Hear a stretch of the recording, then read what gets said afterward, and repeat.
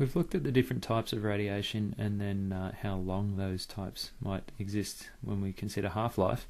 We're now going to take that a step further and just sort of think about the radiation that we see around us. A couple of points to make first of all, just to reiterate some of what we've already seen that will then lead to a natural conclusion. We know first of all that radiation is released from unstable isotopes of any element. So it doesn't matter whether it's a large element or a small one in terms of its atomic and mass numbers. If it's an unstable isotope, it's going to potentially release radiation. So there's the first point. The second point, as I mentioned with half-life, some isotopes have very long half-lives.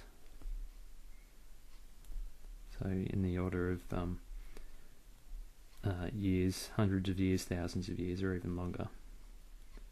So what we can then deduce from that is that many of the materials that we see around us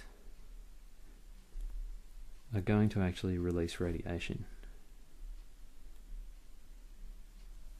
So many materials we use every day are going to emit some amount of radiation.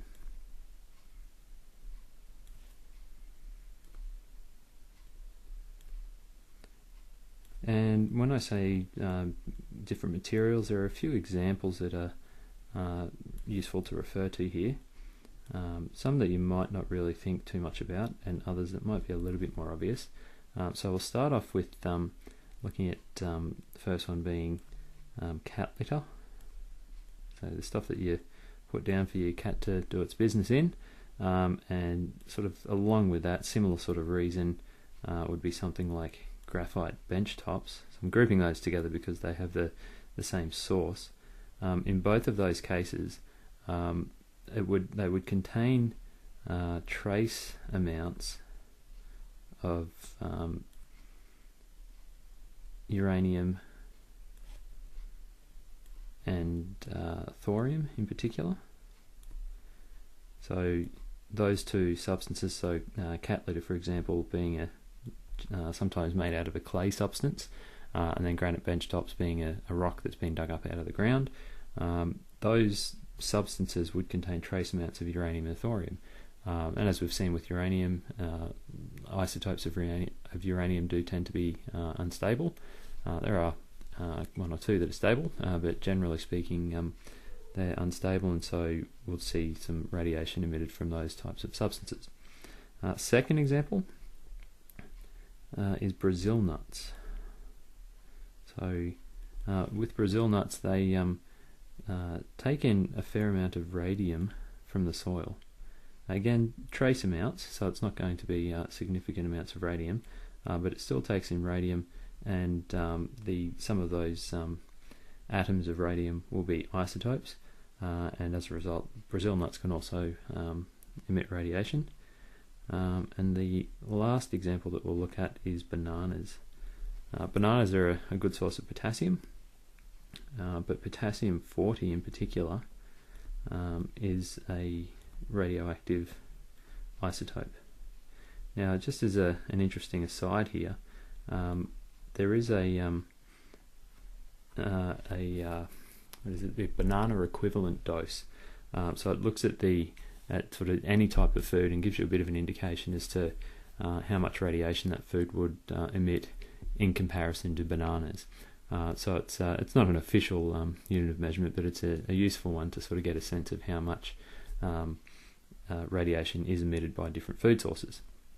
Now you might be thinking how much radiation is emitted from these, and if there's radiation emitted from it, why are we still eating bananas? Why do we still eat Brazil nuts? Why do we still use cat litter and granite bench tops? So all of these sources aren't actually harmful because the amount of radiation is fairly low. And in particular the energy that's involved with the radiation that's emitted. and it's very, very small. And by as an example of how small we're talking, for banana radiation to be lethal,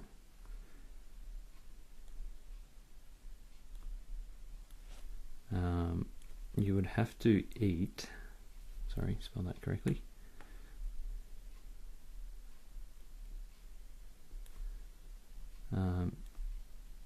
you would have to eat in the vicinity of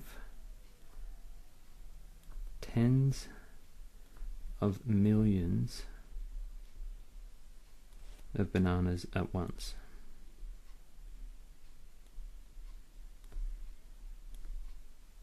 So in order to experience any radiation poisoning from bananas, you'd have to eat tens of millions of bananas, which obviously isn't possible. Even if you're able to spread tens of millions of bananas across your lifetime, by the time you've eaten that many, the amount of potassium that you would have excreted will have balanced out, and so it's not going to be a problem anyway. So these sources of radiation, such as bananas and granite bench tops and even bricks, for example, and others, so as I mentioned, there are only a few examples. So some other examples are cosmic rays, so decay that occurs up in the upper atmosphere or even outside our atmosphere. Those particles might come shooting down through our atmosphere. So those sorts of types of radiation contribute to what we call background radiation. So that's the radiation that you experience day to day, day in, day out, that you're always exposed to. So as you're sitting there watching this video,